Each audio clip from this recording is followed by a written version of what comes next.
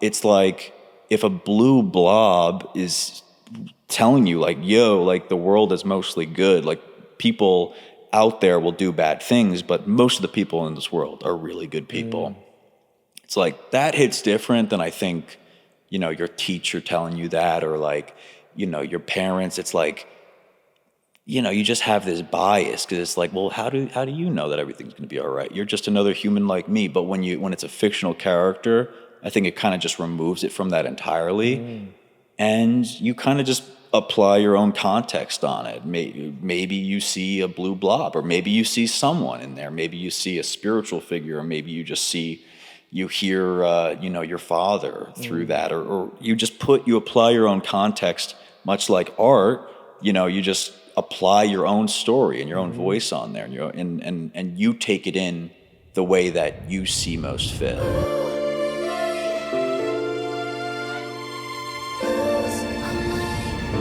Say it, whatever it is.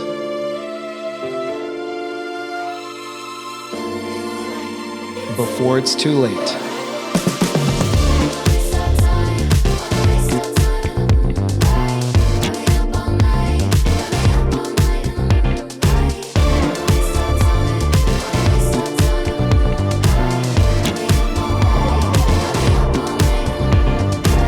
What's up? I'm Danny Casale, aka Cool Man Coffee Dan.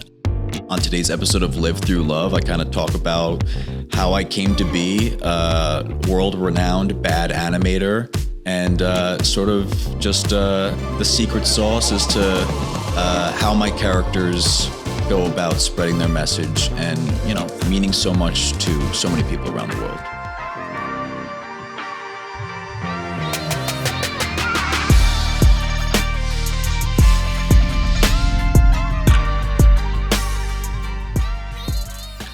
Danny, welcome to the studio. Thank you for coming in. Dude, thanks for having me, man. It's sick. It's inspiring just to be here. I'm inspired just looking around. So thanks for having me, man. Oh, man, you're welcome. Thank you. I'm always wanting to invite creators to the space. Yeah, dude. I feel like the amount of times that I get directly inspired by folks like you and just seeing their, workspace.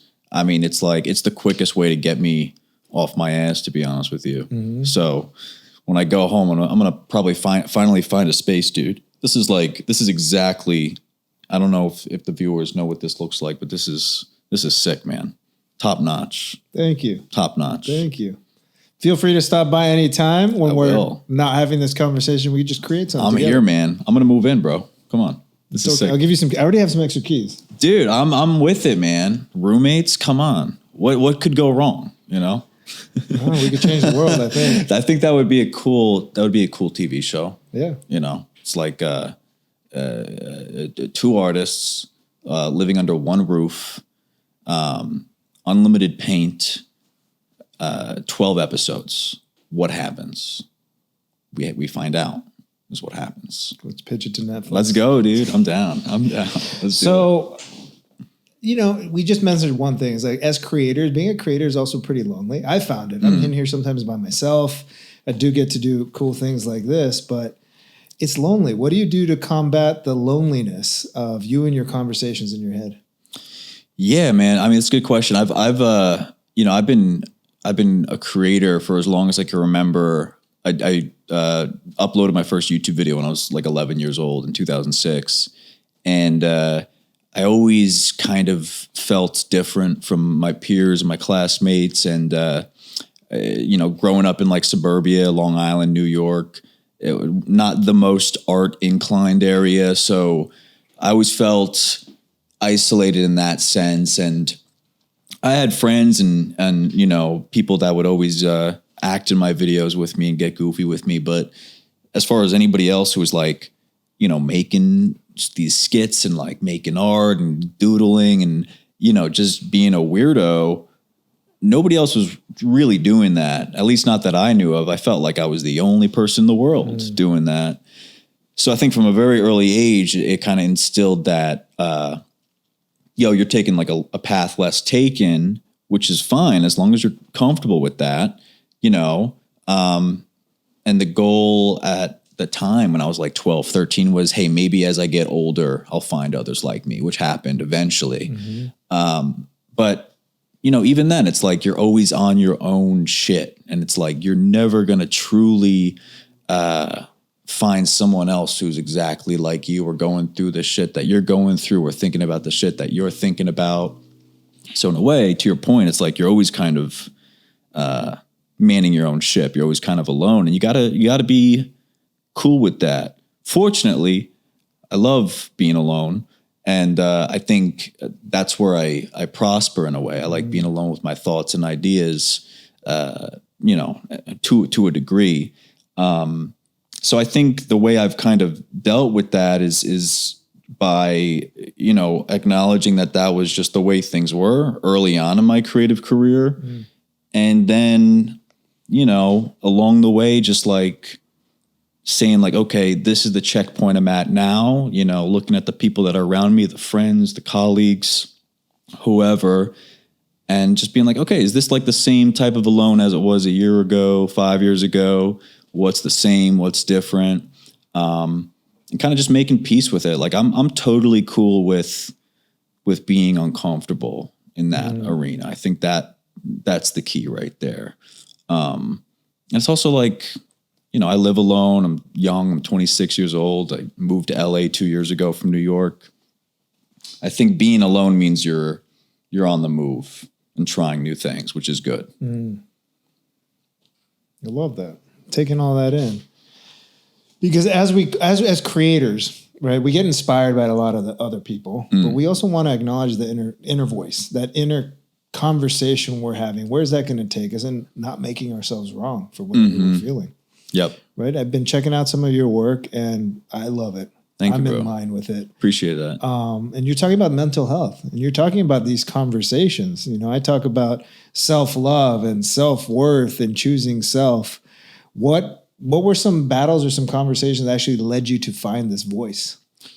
Yeah, I think it was being that weird kid growing up, and I wasn't the most confident dude. I was quite self-conscious. You know, I had pimples, dark circles under my eyes. I'm not the most athletic. I'm not the tallest. You know, once you get into middle school territory, you're like, oh shit, like you know, almost inherently are looking to spot as many differences as possible. You know, as you're comparing yourself to other people. Oh, like girls don't like me. Very rarely is all that white noise in your head true, but it certainly feels like it is in the moment, especially when you're young. And I think me going through what so many young kids go through, guys or girls, whoever, like I always thought about what would I want to hear when I was 14, you know, going through all that shit. And what did help me back then was, you know, like cartoons like Adventure Time and Regular Show, just these like goofy, but relatable and powerful characters that were fictional, but they had a very real, you know, effect and got an emotional response out of me and made me feel better and made me feel like, you know, they were my buddies in a way and got me through some like, you know, tough times. So if cartoons could do that for me when I was younger, and now 10 years later, me being in the position that I am now where I'm, you know, my animated characters are out there, my MO is always to be like, okay, what would 13, 14-year-old Danny want to be hearing or what would make him feel most comfortable or like most heard by an animated character. And I always just try to keep that as the prompt, you know, because at the end of the day, like, although the characters are not real, it doesn't matter. They have a very real effect on people. It reminds them of shit. It gets them laughing, gets them smiling, gets them sharing and connecting with family members, friends, gets them through their day. You know, and I think that's sort of been when I think about where I was at my most self-conscious, 13, 14, 15 years old. And, you know, it never truly goes away. You can just get better at it as you get older.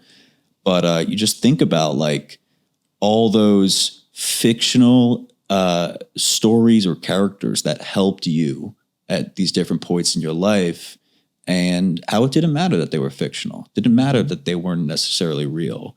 The effects that they had were all too real on your life. And if you were to think of a cartoon character or a show or a book or whatever, like that helped you, what would that be? Is it like a cartoon series? Like, what comes to mind immediately out of curiosity? That's a good question. From a lot of it, what I start taking away from different cartoons, some of the things that popped in my head is like old school Thundercats and Voltron, and like it was really cool, and Transformers. Yeah. But it's about, yes, it's not real, it's not here, but it's what is possible. And as a child, I remember just our imagination is limitless. We have no limiting beliefs. And this is now an opportunity to maybe look at things like, well, if he could do that, maybe I can't jump off a roof and fly. Right. But what am I afraid of that I can do or try to go after? And that's what these characters help me, storytelling, 100%. whatever the case is. I mean, it's like, what are the lessons and the values you learn from all that stuff? And if you dial it back to like even, like complete like adolescence, baby toddlers watching Sesame Street, you have these fictional puppets teaching you the values of love and trust and honesty, and teaching you your ABCs. Like you have these fictional, characters teaching kids real shit, the basics of life. And that's, just such a prime example of, I think, a fictional show that kind of raises kids in a way. You have kids who love Elmo, who love Cookie Monster, and doesn't matter that it's just like a stitched together fabric with a hand stuck up there. It's teaching. It almost acts as so many kids' first friends, through the TV screen. And I think that's very powerful. And if I could be 1% of that sort of effect, then I'm happy with that. That's a great goal. But I think the difference also is with a fictional character or a cartoon, it's not another adult telling me or us what to do. I think that's it. Because if it's a human telling you stuff, like if you read like a self-help book and it's written by a human, it's like it either has to be written by like a celebrity. Like I read Matthew McConaughey's book Green Lights, recommend that. Loved it, dude. So good. I recommend it to multiple buddies of mine, and it all changed their life too. Just brass tacks stories of a young man coming into his own and making it work. But unless it's like a Matthew McConaughey who you really love and respect, if it's just like, I don't know, like it could feel condescending. And there's also like no real like, hey, I know all these things that I'm going to bestow upon you. Like, I don't know, like that's why I tried to do something with my book. Like, it's like any like books out there about like anxiety or depression that try to like tackle it in like a fun, light way. It always felt weird to me. And it also was, oddly enough, always written for women. So I'm like reading it, it's like, go get your nails done. I'm like, what the fuck? I'm not going to do that. Like, I'm a guy. So like, I always sense like there was just something missing with these sorts of books that try to tackle mental health, depression, anxiety. And then I'm like, well, that's what these characters are doing. That's why these characters are so profound, is because they're not human. And it doesn't feel like you're being, preached or talked down to. It's like if a blue blob is telling you like, yo, like the world is mostly good. Like people out there will do bad things, but most of the people in this world are really good people. It's like that hits different than I think, your teacher telling you that, or like, your parents. It's like, you just have this bias because it's like, well, how do you know that everything's going to be all right? You're just another human like me. But when it's a fictional character, I think it kind of just removes it from that entirely. And you kind of just apply your own context on it. Maybe you see a blue blob, or maybe you see someone in there. Maybe you see a spiritual figure, or maybe you just see, you hear, your father through that, or you apply your own context, much like art, you just apply your own story and your own voice on there, and you take it in the way that you see most fit. And that's why I think the fictional character and the animated characters mean so much for so many people. So exactly to your point, like the fact that it's not humans, I think is what bump it up a level, I would add one other element that I'm noticing is there's no power dynamics, right? This blue blob has no power over me, whereas a teacher has hierarchy, has power. A parent has hierarchy. An older sibling, like any human as a child, you look up to them like, oh, they're stronger than me, they're bigger than me. So the fact that there's no power dynamic, maybe it bridges that gap. Yeah, and I think it's that for sure. I mean, it's if a teacher's telling you like, hey, everything's going to be all right, you're going to be like, well, you're a human too, and like I know for a fact as a human that like I feel like nothing's going to be all right. Like, who are you to tell me? Like, you're not God. You're not going to like just like convince me that magically. But when it's like a Mickey Mouse or an Elmo, it's like it just takes on that sort of fictional, magical feel to it all where, hey, maybe everything will be all right. And if it's not, like, at least in this moment that I'm spending time with this fictional creature that it certainly maybe feels like it could be. And I think that's, I don't know where it comes from. I think it goes very deep into, storytelling and human psychology, but you think back to like when you were a baby and what comforted you, it's nursery rhymes and bedtime stories. It's just like the imagination. And I think,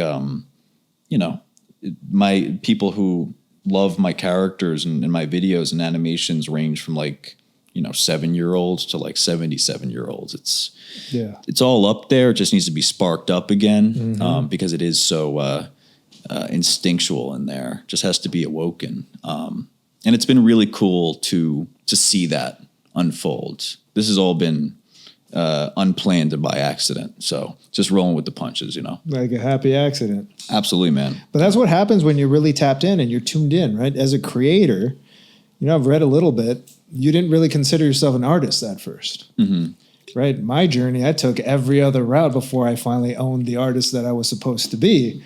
So it's kind of funny when we listen to the universe or we listen to what's guiding us, where we end up. Why do you think you did that? Like, I know why I did it, but I'm curious, like what kept you from not taking that artist title, like out the gate, I would say there's a couple things. Societal constraints, who or what you're supposed to be.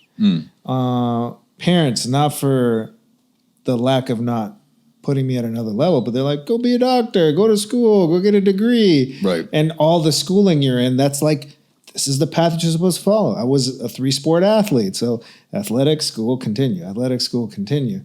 And I always doodled on all my notes were covered in doodles. I put book covers that I would just draw all over.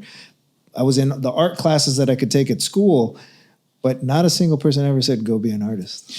Yeah. Yeah. And I guess like it feels like such a arbitrary, like made up thing. Like, I didn't know any artists growing up. It's like, I make art for a living. I never met those people. You hear about like Picasso. It's like, okay, that dude's dead. So it's like, what, like how, and same deal. Like nobody told me, like my parents always fueled my, like, and encouraged my creativity, but to be an artist, I mean, it's like, shit, dude, like I feel like out of protection for me, they didn't want me to do that. Cause it's like, you're going to be broke and you're going to be the starving artist sort of, deal. So it's like you said, it's not even deemed a possibility when you're growing up. And then I didn't even honestly consider myself an artist until like a year or two ago. When I started experimenting more with canvases, physical canvases, but, now I do, but when I look back on like my doodles that I have it all saved in sketchbooks from like high school and stuff. And, you look through them now, it's like, oh, this is art. But back then it was just school. It was just doodling during class. But now it's like, no, bro, it's like fucking, it's like, I look at these pieces, you get emotional. It's like, damn, this is like pure art, you know, without even any like, I'm trying to do this thing. It's like, no, it's like straight from the heart. So it's like, I wish that's what I think another big message that I'm trying to put out there is, you know, for young creatives is like, yo, like use people like us as a prime example. Like it's possible, like go for it, experiment a little bit. If it could happen to me by accident and I fell backwards into this, I'm sure if you had a plan, you might even figure it out a little sooner. So, yeah, it's a beautiful thing. Yeah, I mean, someone had a plan for me out there, so it all worked out. I'm very happy right now. And you listened. I listened to I think you learn to identify the opportunities, right? And you know, my first animation went viral in 2017, and I saw that as like oh shit, like I better do something with this, you know, not let that opportunity fly by. I think that's, if there's nothing else, that's the lesson that people I think should hold, is learn to identify the opportunities, because hindsight's 2020. You don't want to be like, oh shit, I should have done that. You know, we don't come with crystal balls. So a couple of things, right? Some may say, let me start on a couple of things. Yeah. Some may say that you're an overnight success. All of a sudden, you know, you've popped NFTs, this, that, and the other, but you just said your first video was 2017? Yep. First animation, yeah. And what led to that video? What was that first character? So it was a video called Snakes Have Legs, and it was sort of like a pseudo-political cartoon piece. You know, summer of 2017 was, you know, one of the most politically charged summers in my life. I was 22 years old. I'm living in Williamsburg, Brooklyn, with 5 other dudes, you know, just like doing freelance videography to pay the bills, shooting like music videos for like $200 a pop, you know, maybe would like book 1 or 2 a month, you know, wild times. But the, you know, it was just like the summer of like fake news, and it was like Trump's first year in office, and Facebook was like still somewhat relevant, I guess. And it was just like a lot. It was just a lot of new. And I'm like a young guy just trying to like be friends with people and like survive and figure my shit out. And you see like something so divisive happening every day, people just screaming at each other on the internet day in, day out. And it was mostly over like shit that wasn't even real, fake articles and stuff, which I think maybe got a little better now, but back then it was definitely not figured out at all. And I felt inspired to make a video out of it. I didn't really know what to make though. And it was one of those random, you know, summer nights. It was June 2017. It was like 3 a.m. I'm brushing my teeth, and I had a random idea, and I was like, I'm going to animate that. And it was just like a snake. And I didn't know how to animate, so I busted out index card and just drew a Sharpie, you know, snake, and took a photo of it on my iPhone, you know, uploaded it to my computer, and, you know, put into Final Cut Pro, where I would edit all my music videos. And I like animated in my, you know, poor man's way. And what it ended up being was a 60-second animation about fake news, not believing everything you read on the internet. You know, this guy is like talking about how he read an article on Facebook that snakes have legs, and then a snake slithers into frame, and he's like, dude, what the fuck? Like, obviously that's not true. Look at me. The internet is an amazing tool that could be used for amazing things. You should stop being an idiot on it. And then the dude unfriends him and continues believing that snakes have legs. So it was like just like a 60-second. And I was like, this is cool. Like, I like this, and it's funny, but it also touches upon like at least what's on my mind. And I posted on Instagram and Facebook, and like within a few days, it was like, it's the most viral video to date, like ever, like that I've ever made, that anyone I've ever known ever made. Hundreds of millions of views later, you know, 5 years later, translated to like every language around the world, like re-uploaded hundreds of thousands of times. You know, just like teachers were showing it in their classrooms, politicians were, you know, like posting it on their Twitter. It was just like, I've never created anything since. I think that took the world quite by storm like that one did. And it was mind blowing, but it was also like a valuable lesson where I was like, yo, like I don't know how to animate at all. And I was able to make that. And although the visuals were pretty simple and rudimentary, didn't matter. It was the narrative and the story behind it that drove it home and that made it so relatable and so, poignant. And I was like, cool, that worked. I'm going to do more of that. And from there, I made my next animation and that did well. And the followers started accumulating. And 5 years later, it's, millions of followers later, and the book and all these characters that people have come to know and love. It's turned into its own, whatever you want to call it, its own brand, its own universe. Its own universe. Yeah. I mean, it's a universe of these characters that means so many different things to so many different people. And it all started with my luck being that first thing I've ever tried to animate, which was Snakes Have Legs going viral. It's such a powerful story because there's a couple things. As creators, or a lot of people is like, well, I can't do that. Mm-hmm. Or I have a saying that I always say is, you'll say you can do that, but you won't. Yep. It's most people will say they can do things and they won't do them. Or a lot of people say they can't do things. And you're like, I noticed something. I'm going to figure out how to draw something to do something to land my point. And the point is you took action. Yep. And it's true because you're talking about two people over coffee. Just to keep it simple, I voted Republican. I voted Dem. We unfollowed each other and go our separate ways. Because you're like no longer friends or human. Like you're in two different spheres. You read clickbait. Halfway through the article, it's like it's all gibberish. They've done studies on this, on how people get super heated about the first few sentences and the line, the headline, yeah. And there's nothing there. Right. It's just constant clickbait. Yep. And then this is leading to cancel culture. This is like moving fear in a whole new direction. Dude, I was watching, like uncles and nieces and probably even worse, like fathers and sons and daughters and mothers and literally just unfriending each other on Facebook. And I'm like, dude, is everybody just going to unfriend each other on Facebook until nobody's friends anymore? Like just getting into these arguments that were really just, I think, petty or it's not, the internet's not the place for you to hash out or at least attempt to learn anything new through like civil discourse. Like that's only going to happen, I think, in real life, face to face, when you could like see someone like emotionally and like see their face and do it the old fashioned way. But nothing productive ever comes out of any of those types of debates, quote unquote, online.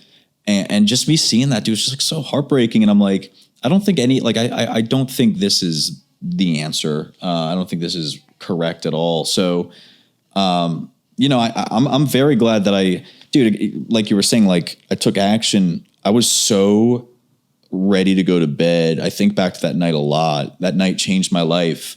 I wouldn't be doing any of this if it wasn't for that night and that video. And I was like, I remember I had that idea and I'm like, yeah, like it'd be cool to make it, but I gotta find my microphone. Like, where's my microphone? Like it took me 2 fucking minutes to find my microphone. It was in a shoebox in my closet. But imagine I was like, I'll do it in the morning, and then you never do it. It's like, it's a scary thought to like that little procrastinating like voice in your head. It's like, maybe it's not good enough, or maybe you do it another time.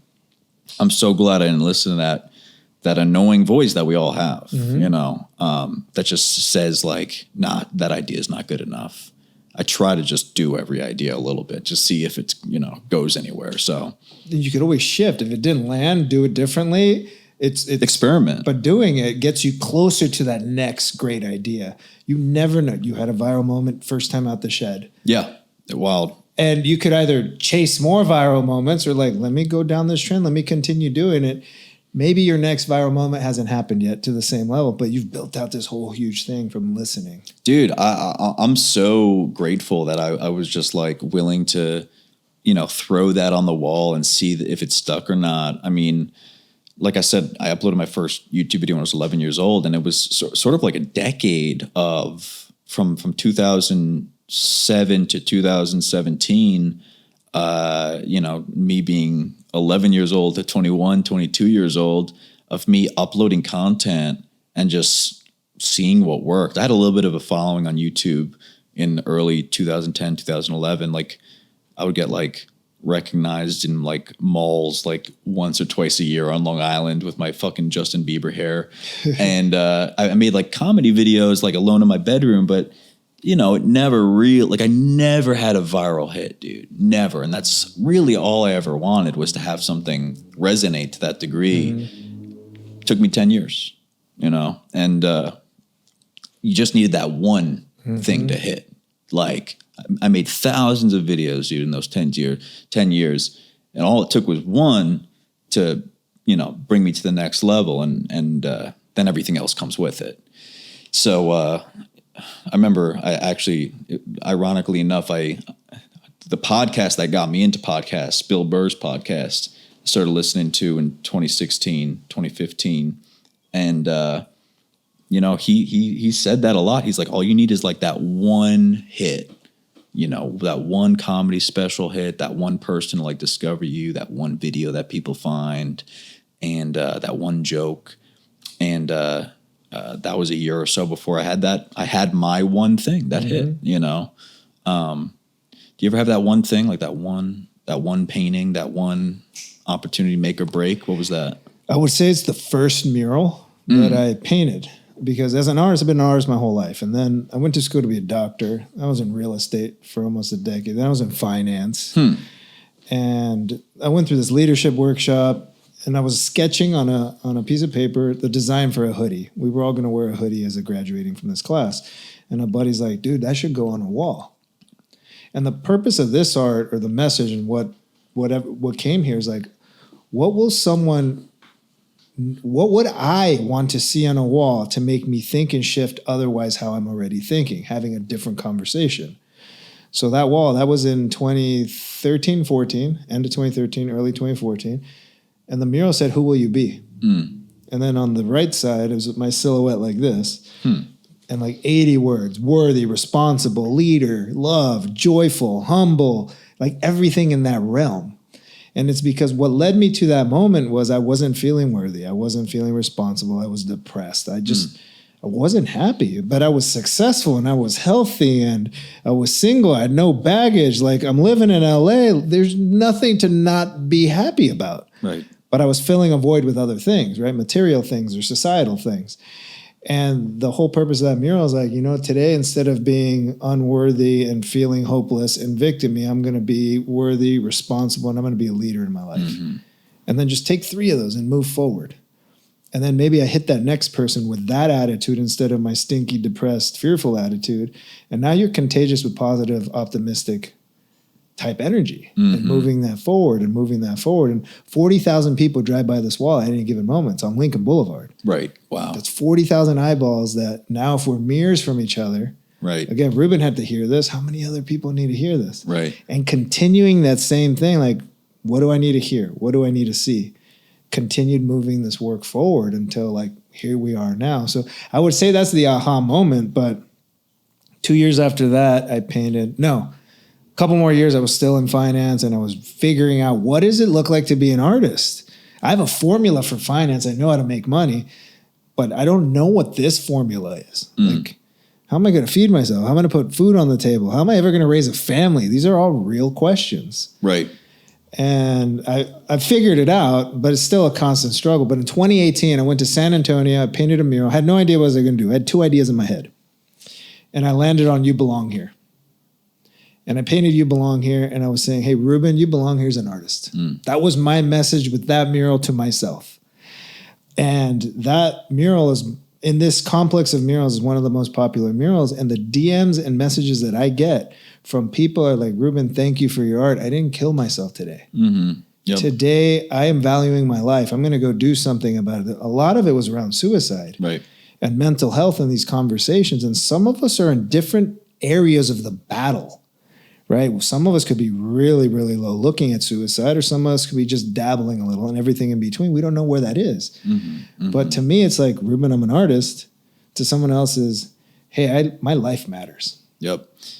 It's wild, man, because what you said about people messaging you about suicide, there's that's what woke me up with how my animations started kind of resonating that to that higher, more important level. It wasn't just like laughs. It was more so like, oh shit, like these animations are actually truly helping people. And it was wild. Like I imagine, your response to, the first few messages along those lines, people saying like, this saved me today, or this got me through today. I'm kill myself today because of the piece of art that you made. It reminded me of X, Y, and Z. Like, dude, like those first few sorts of messages that I got along those lines, like I'm reading them while on like the New York City subway, dude, just like, what the fuck, dude? Like, holy shit. I did not think it was going to be like this. And I'm glad it is. It's very powerful to when I realized that these characters actually meant so much to those people, those sorts of people that were going through like heavy shit. Some of the messages I got were like, yo, like my dad is straight up on his deathbed.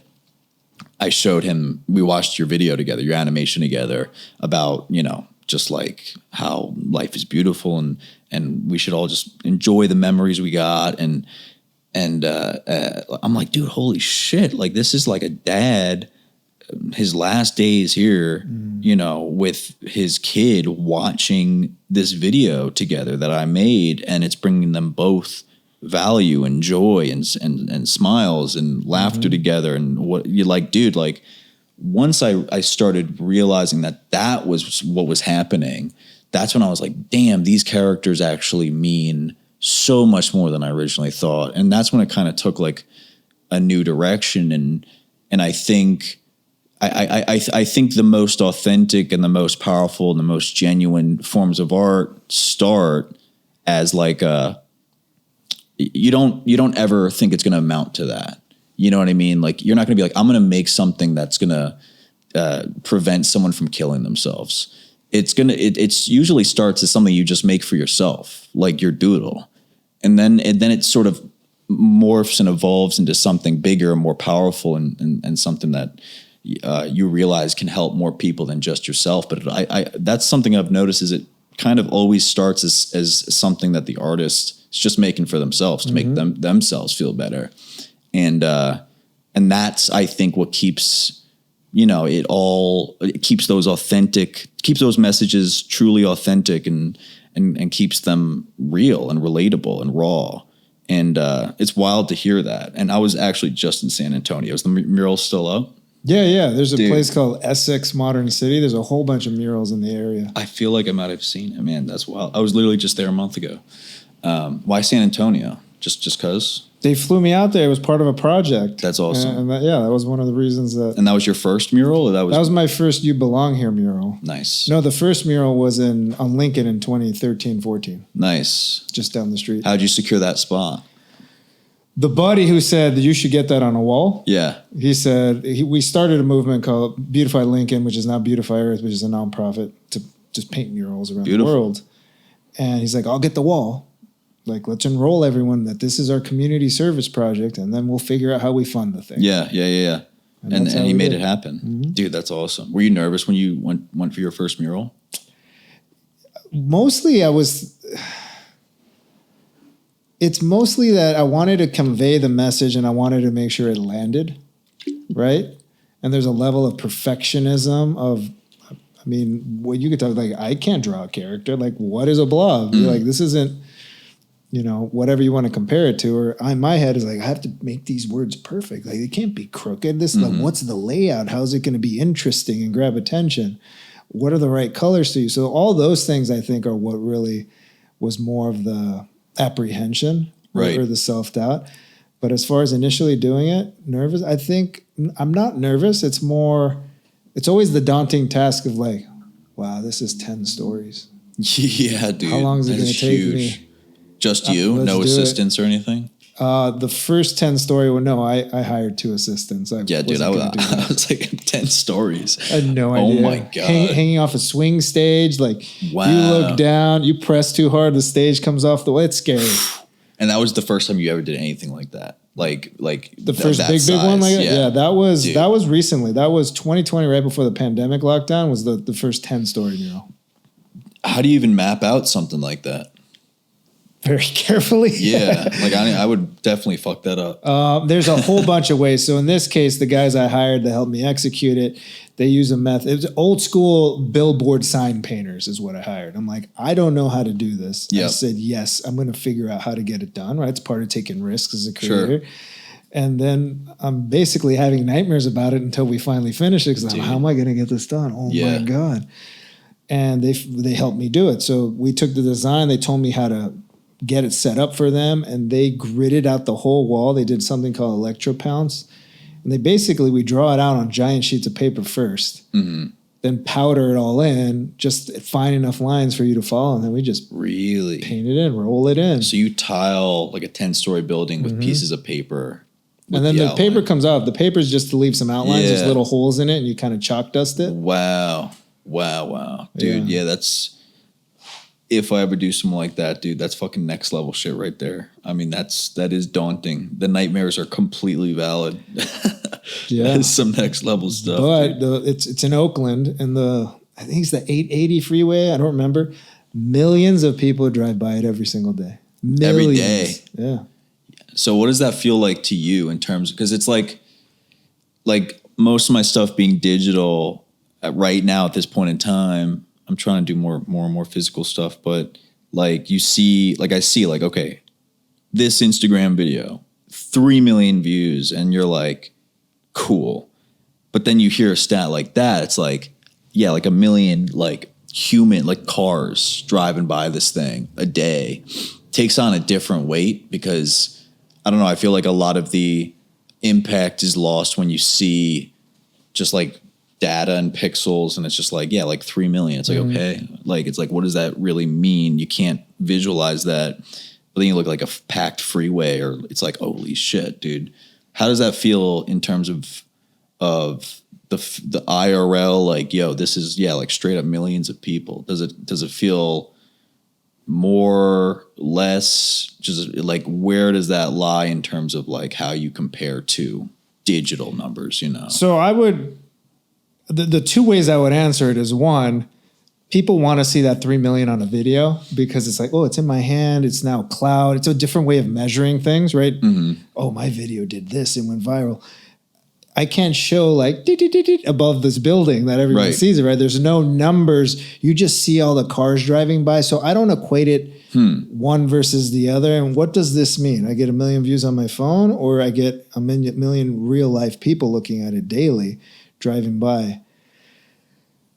I'm going to say, I think it's more impactful, the effort that was put into painting the side of a building. Yeah, the blood, sweat, and tears. And the nightmares. It's like a monumental thing you're leaving behind. Right. Whereas, not to downplay, I'd love to get millions of views on videos, not to downplay it, but that algorithm kicks and all of a sudden you hit. Yep. Right? Yep. Your last video could do 200 and then 3,000 and then 3 million and then back to 200. Yep. Right. Yeah. And it's a weird, like, I think it's just so new. Like, you know, YouTube only started 15 years ago. And like TikTok is like 2-3 years old. Like there's just now I feel like everybody can go viral, especially nowadays. Like, you know, you have like 10-year-old kids, like, filming their dog doing something silly and post it on TikTok, it'll get like 10 million views. It's like, it's never been easier to go viral. Like, I really think everybody will go viral once in their life. But like, compared to like even 5 years ago, is much tougher, and even like 3 years ago. So it's like, I think with every passing year and all the new platforms and the technology that comes out, it's just, and the world becomes more about like the clout and more about content. Like when I was in middle school, nobody wanted to be a YouTuber, dude. It was like the nerdiest shit ever. Now everybody and their grandmother wants to be a TikTok star. It's just the culture has shifted. So like, I think, yeah, like the data and the numbers, like 3 million views on a video, what that means now is far less cool than what it did in 2015, 2010. Like, it's just like everybody is doing it now. But what far, far less people are doing is painting the side of a 10-story building. It's just less people can realistically have the skill set to do that, or the resources to do that, or be capable of doing that. And it's like, I think that's why lately I've becoming more and more infatuated with the idea of doing more and more physical stuff, because just a different experience. And it's like, it's like people, even with all the fancy new shiny technology that's out there right now, people still love like reading a physical book, the feel of it. I'm feeling your book and like geeking out on like how the cover feels and everything, like the smell of it, just like the experience. And it's like everything could always get high tech.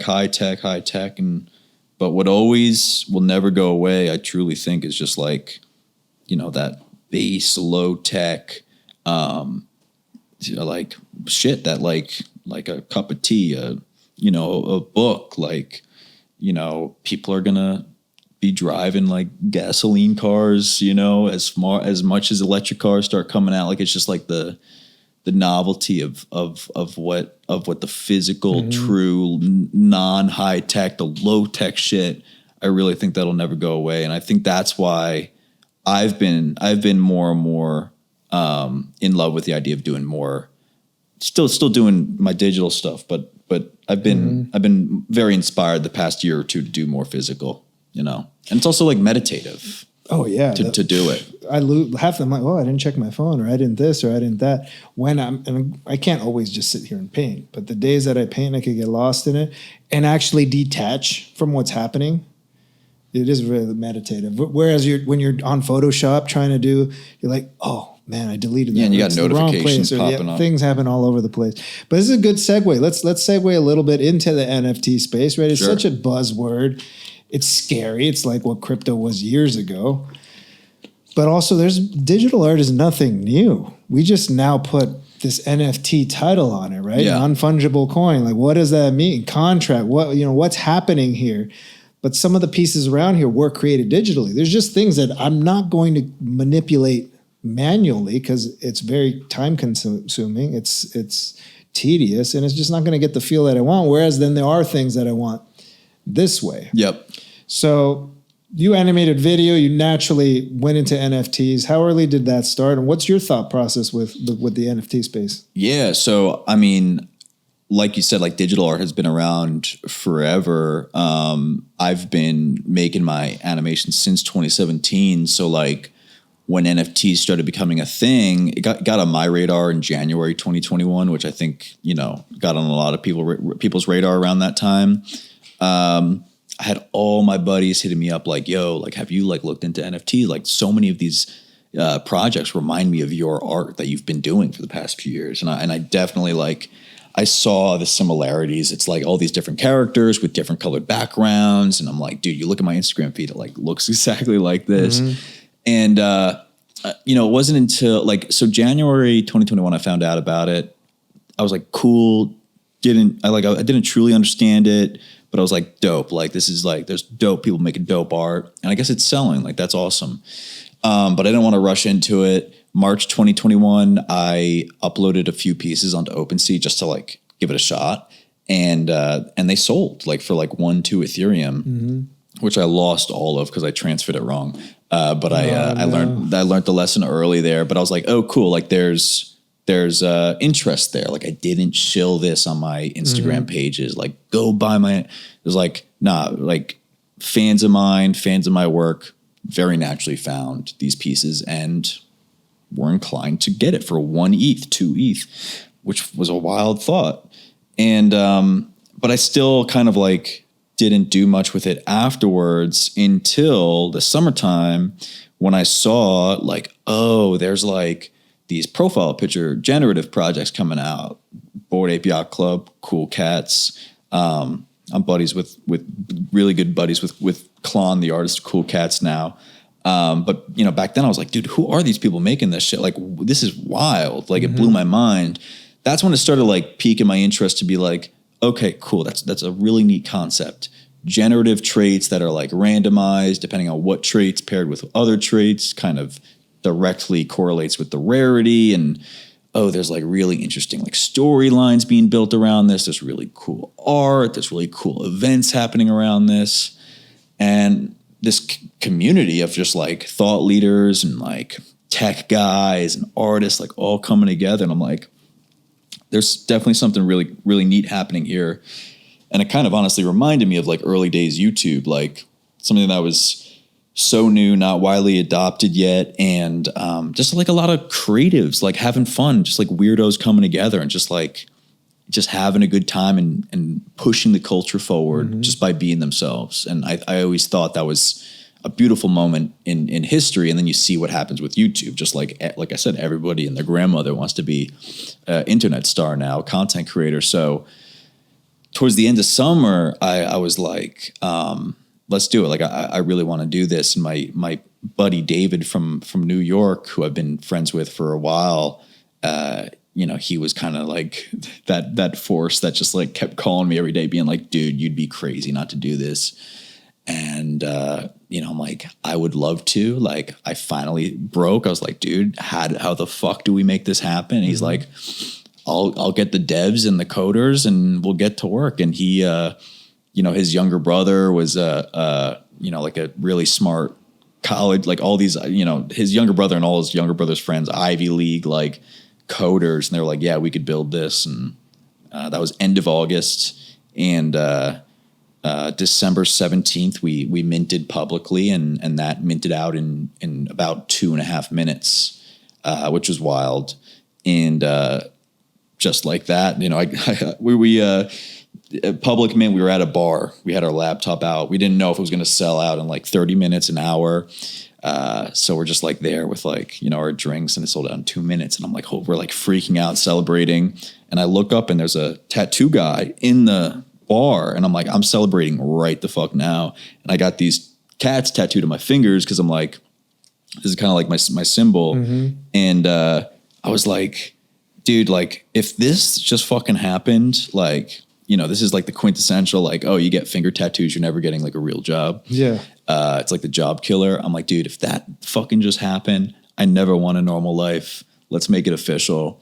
And drunkenly got those, but I'm happy about it.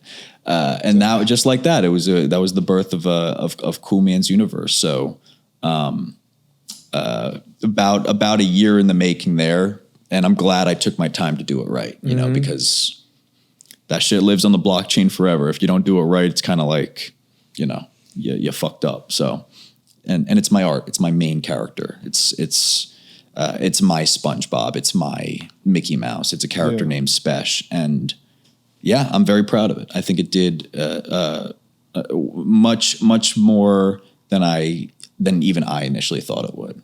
So it's been a fun year. It's an amazing story. That's a hell of a way to cement it, right? That solidified it, baby. Yeah. That victory there. So where do you see this going next? What's next for you? There's digital art. You're dabbling with physical art. Yeah. What do you see happening? Yeah, I mean, I think the story of Cool Man's Universe is you have Spesh, who is sort of like the main character in my universe, who, Spesh is short for special. He, preaches love and joy and, positivity. And he's sort of surfing throughout the universe in hopes of finding his best friend who's lost amongst the stars.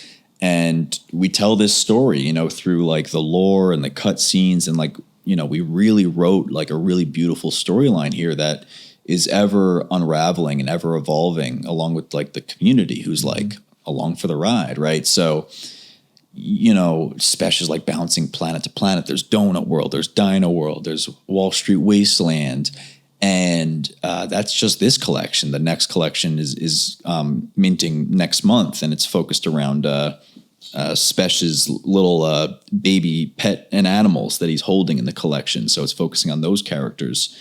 And you think of like, what Marvel did with like Iron Man and Captain America and Hulk, and, it's like there's so much story that like in order to tell the story right, you have to tell it just over time and tell it at least to tell it the right way and to tell it in the most effective way.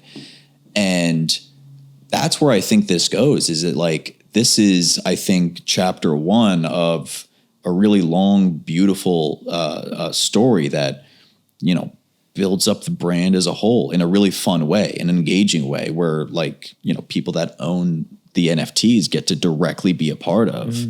And so where I see this going is just like, you know, it's kind of what my plan has always been, but it's just on a whole other level now, and it happened much quicker, which is making Spesh that household name, like a Mickey Mouse, like a Kermit, like a Elmo, and just telling his story through, you know, the Cool Man's Universe plot that naturally just takes years to tell in a really fun and genuine way.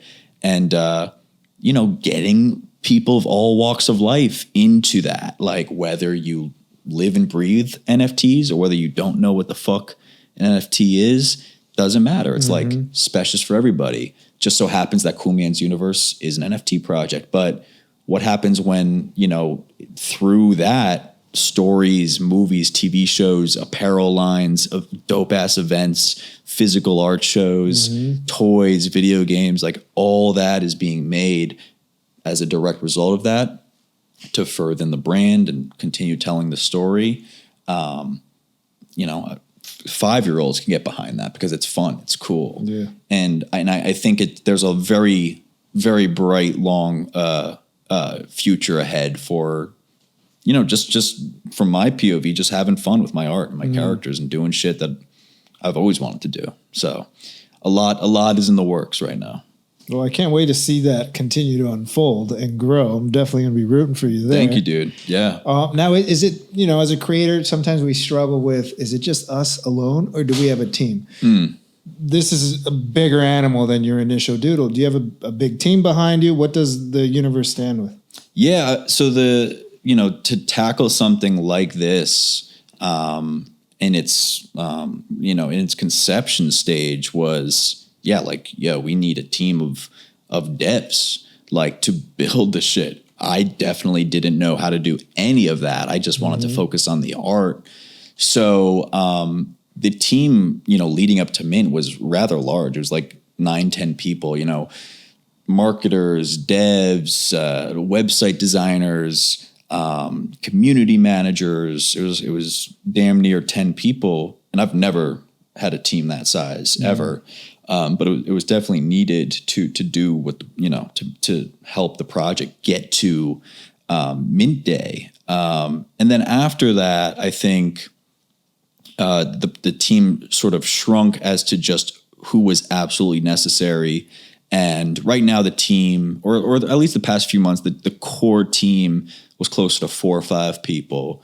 Now we're expanding again because of just everything that's naturally going on. But that was definitely like the wild, like, oh shit, like now I'm finding myself working alongside multiple others, which I've never done before. It was like for most of my life, it was just me, you know, and then I started like dabbling in like people to help me with my animations in 2018, 2019, 2020. But even that was just like 1 or 2 other people, maybe.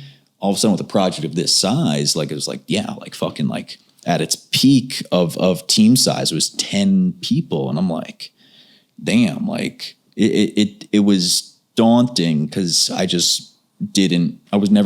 never had a conventional job even. Like it was weird to kind of be rushed into that. And thankfully everybody believed in my art and the messaging. And I think that's what made it work. But it was definitely a new can of worms that I'm very glad it worked out. But there was that moment where I was like, yo, like I'm like, it's like a lot of people working on this shit, which as a creative can be, you know, kind of scary sometimes. So it's another challenge. Whole other challenge, you know, new way of thinking, and definitely like out of my comfort zone. Cause like I said, most of my life was just doing my own shit. So, I mean, I'm glad that all the times that my projects expanded and did well and grew to the next level is because for the most part, I was able to step out of my own way and allow others to help.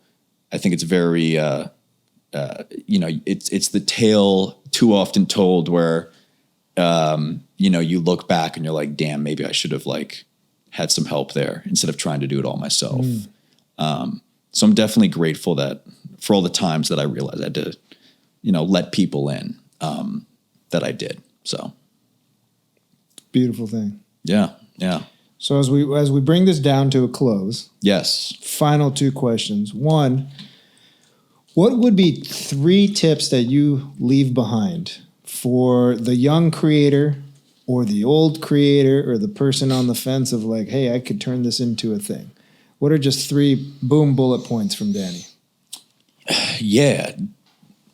Do that dumb idea, no matter how dumb you think it is.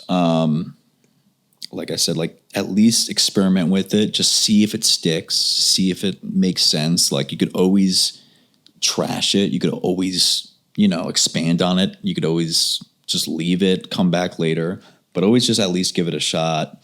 Know when to step out of your own way, and let others help you. That was huge for my career, my brand, and my art. And I think the last one typically has to be the most powerful. I would say learn when to trust, but also learn when to keep your secrets to yourself, because you hear people that are too far on both sides of the spectrum. You hear people that, don't share any of their secret sauce. And then you hear people that are just all the too trusting, and they're very oblivious and they get taken advantage of. You want to be right stuck there, smack in the middle, and know when to be trusting and, but when to be appropriately protective. And I think that's I don't think there's any right, level to be. It's kind of person to person, but, it's sort of like, yeah, there's all these people that could help you in different areas of your life, but also at the end of the day, only person looking out for you is you. Mm-hmm. So bobbing and weaving like that, ebbing and flowing. Cool. And how would you live a life, or how would you define living a life through love? How would I define living a life through love? That's a powerful question. I would say having a reason to get out of bed in the morning. What is that thing that you're doing, or that thing that's going on in your life, or that person in your life that has you stoked to wake up and start your day? Awesome. Well, thank you for joining us, Danny. Thanks, man. Appreciate you. Thanks for having me on. Final question. I know I said I only had 2. Yeah, all good. Where can everyone find you?